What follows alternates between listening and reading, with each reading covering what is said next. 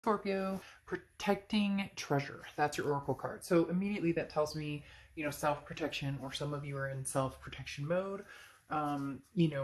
If you're dealing with somebody from the past, you're kind of dotting your I's, crossing your T's, making sure that you're getting the straight story, that you're not getting BS'd, because maybe that's something you're used to getting with this person. Maybe they've come back in, they're contacting you.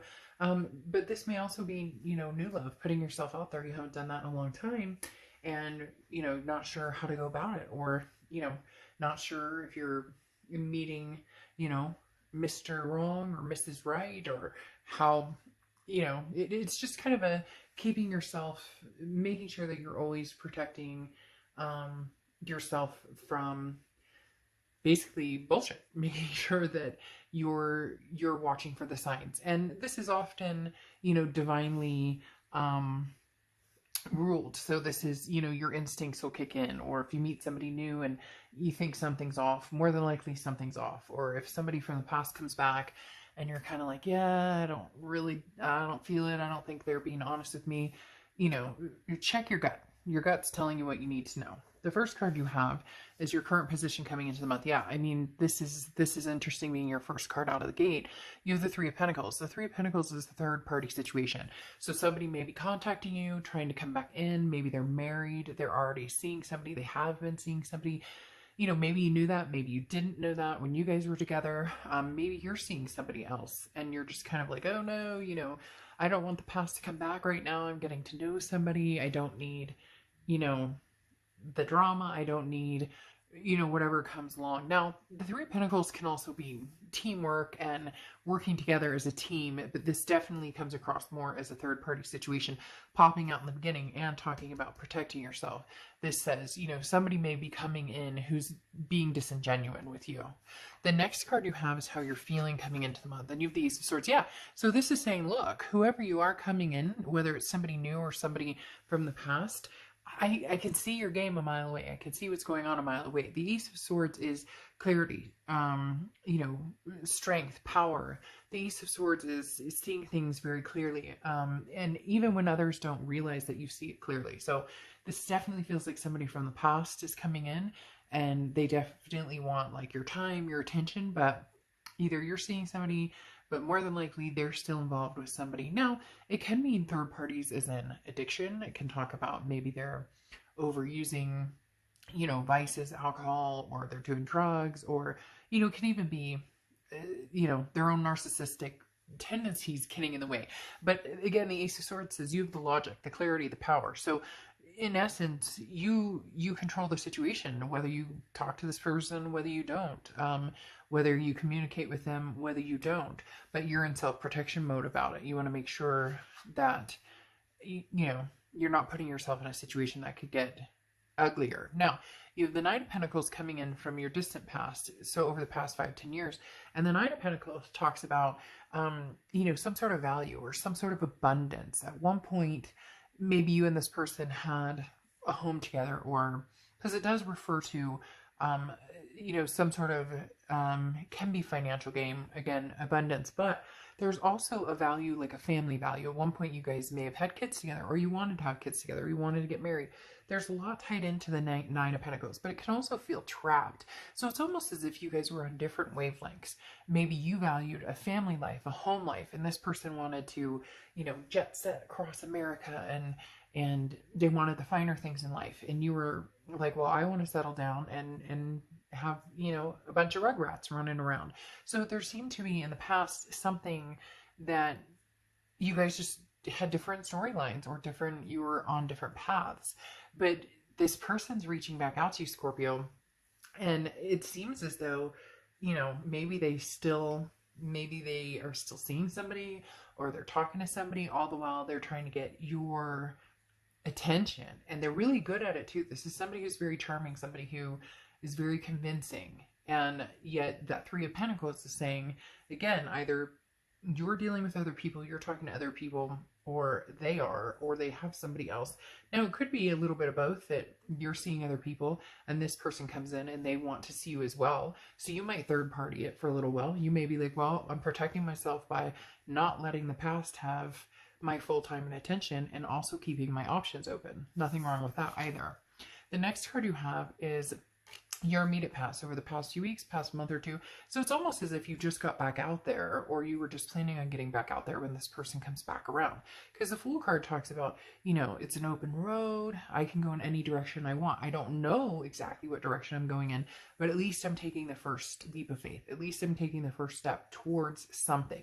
The Fool is saying, look, it's the beginning of their major arcana. It's the beginning step of a new cycle. So this is what you're planning, but somebody's coming in saying, wait, Scorpio, I think I may want another chance. But, you know, are they playing games? The next card you have is your distant future. So over the next few months, and you have the Queen of Wands, somebody who's very full of ferocity, somebody who's very confident. This is somebody who's like, what do you want? I mean, look at her. Even her expression is like, and male or female, I don't apply sex to the cards, but Queen of Wands is like, what? What do you want? And really, that's what it's going to come down to. Whether this energy is a new energy, an old energy, you know, both. You're, like I said, kind of double dipping, which nothing wrong with that. You don't owe this past person your time and attention, nor your commitment. And there's nothing wrong with seeing what else is out there. The Queen of Wands is kind of like, if you want it, work for it. And not in a conceited, like, oh, you know, you got to work for my time and attention. This is more like, hey, I put time and effort into this before. I wanted this to work. You know, this is where I thought we were going. Now you come back in and say you want this with me. Well, I'm already seeing somebody. Or wait a minute, what about, you know, Susie Q or John Doe? You know, aren't you still seeing them? So the Queen of Wands is kind of like, you know, hey, but also very attractive. The Queen of Wands draws a lot of, you know, people in. People are very attracted to this person. A lot of people want to be around this person. So you may be kind of like, next. You know, there's a dating site out there like that. The next card you have is your immediate future. So over the next month or so, throughout May, and you have the Empress. The Empress card is very nurturing, very maternal, paternal energy. So this person who's coming, what I feel back towards you, is looking for something that they're either not getting with somebody they're with now, or, you know, they want something with you. They want, you know, maternal, paternal energy. Maybe, you know, they have kids or you have kids, and they know that again, there was a difference here with the values. Somebody wanted to kind of have fun and, you know, their cake and eat it too, so to speak. And you were very grounded in what you wanted and where you were going. And now they're coming back going, but I was at peace with you, Scorpio, and you were so loving and we took care of each other, and I wanted to, and you're kind of like, but I was there the whole time and that didn't happen. And you can see it very clearly with the Ace of Swords, what happened and how things went awry. The next card you have is the King of Wands, okay? And this is something tangible coming in, okay, this month, something tangible. So you may be finding your King of Wands here, Scorpio, and I don't know that it's going to be somebody from the past, because like I said, I think somebody's coming in to kind of see what you're up to, but I don't necessarily know that they're being genuine about it, okay? Sorry, I'm having some tea. I don't know that they're necessarily being genuine, but the King of Wands is somebody who is on a moral high ground. The King of Wands is somebody who, you know, is very honest and communicates, very good at communicating what they want. Now, this could be a past person communicating, but this very much feels like somebody else coming in. So as I said, protect yourself. At first, it kind of came, yes, it comes across like she's protecting herself, you know, kind of from the rain, but there's the sun over here. And I do feel as though you may be double dipping. And I feel like it's really what you need, Scorpio. And when I say double dipping, well, maybe that comes across kind of wrong, but when I say that, I mean talking to this past person, but keeping them, you know, at arm's length, and then seeing what else comes in. Because there's a King of Wands energy who's kind of like, look, I can solve anything. And Queen of Wands is going, what do you want? Like that movie, you know, where he comes, what do you want? And this person comes in and says to fix everything and have a nice life with you. So the next card you have is how you're feeling throughout the month. And you have the Death card, not a physical death. The Death card is a beautiful card. It is transformation, growth, rebirth, big changes. The Death card is Scorpio's card, and that's you. So if you've seen my reads, you know that I think when your card pops out, it talks about organically being you. It talks about really figuring out what is it that Scorpio wants. And you kind of having the power, especially with the Ace of Swords. This is saying you want somebody from the past? Fine, go for the past. If you want somebody from the future, or, you know, somebody in the future, or somebody you're talking to now, go for it. Like, have your cake and eat it too type energy, because you don't have to commit to anything right this second. And this also talks about, yes, there could be rebirth with this past person, but there could be big changes. You could be meeting somebody else. This could be, life transforming to, the wedding you always wanted, or, the lifelong partner you always wanted, or kids, or whatever it is you're looking for. Big changes and big possibilities coming with the Death card, and you don't want to limit your possibilities. The next card is your hopes and fears. Your hope is for the 10 of Cups, family, peace, joy.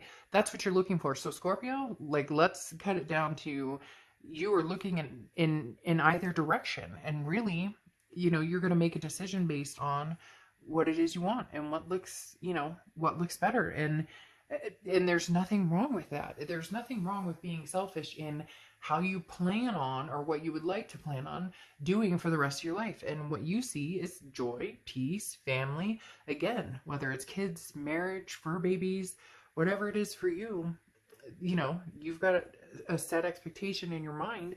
Now, of course, realistic, you're not asking for the moon and back. You're just saying, hey, I would like to settle down with somebody who wants kids. Or I'd like it, as I said before, this past person had, I think there was a lot of, this is the plan, this is what we're going to do moving forward. And then none of that happened. You guys were kind of doing separate dances, but now this person kind of wants to come in, and you're going, well, wait a minute. You wanted to go off and find out what it was you wanted, and now maybe it's my turn. The next card you have is your outcome. Oh, and you have the Eight of Swords. The Eight of Swords is self-imprisonment, feeling trapped, but you're the one who keeps yourself trapped there. You're the one who, you can decide. Do I want to entertain the past? No. Do I want to find somebody new? Yes. Do I want to entertain the past? Yes. Do I want to find someone new? No. So you get my point. You're the one who gets to make the deciding factor here. You really do have the power in how this is going to play out. For some of you, a lot more than you think. And some of you are going to say, oh, Dark Dove, he or she won't talk to me, or they want nothing to do with me from the past, or they're bullshitting me, or whatever it is. Then there's your answer right there.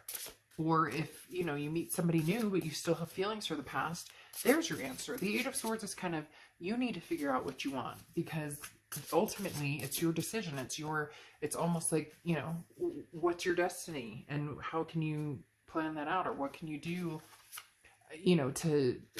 what can you do to get what you want. And card just flew out right here. Oh, actually, like 4 cards just flew out. So we need 2 cards here, universe. All right, we have the moon card. Yeah, I mean, this says it perfectly. You're not sure what you're going to do. And so you're trapped in this, I don't know. I don't know what to do. And you may have somebody who, presents a toxic type situation. Now, you could just be dealing with the Capricorn, because the devil represents the Capricorn. But the devil is toxicity, vices, addictions, different things. So this person who's coming back, or somebody you may be meeting, just be careful in that, because you have this Queen of Wands, and you're going, what do you want? And this person's like, oh, I really like you, I really care about you, but, make sure that you're making the right decision for what's best for you. Protecting yourself, like we talked about. If it quacks like a duck and waddles like a duck, it's a duck. And just recognize that. Now, the moon card is Pisces card, so you could be dealing with Pisces or have Pisces placements in your chart. But the moon card talks about not knowing. I use the example a lot about having the moonlight is your only light available, and you're in the woods and you're trying to figure out, there's this dark object in front of you, and is this a bear that could eat my feet, or is this a boulder I can walk around? You're uncertain on which direction to go. As I said, I really think you're fine going both directions. And cross watchers, this is Scorpio's read. You can get mad as mad you want at me. Please be nice in the comments. But I don't see why, Scorpio, you don't entertain both to figure out what it is that you really want, to figure out what it is you really, it's better to not make a decision than to make a decision. It's better to take your time with a decision than to make a decision you'll regret. And then you have unmarked trail, revelation. So this is huge, because this talks about you don't need to pick one path right now. You can kind of test them both out and see what direction is going to be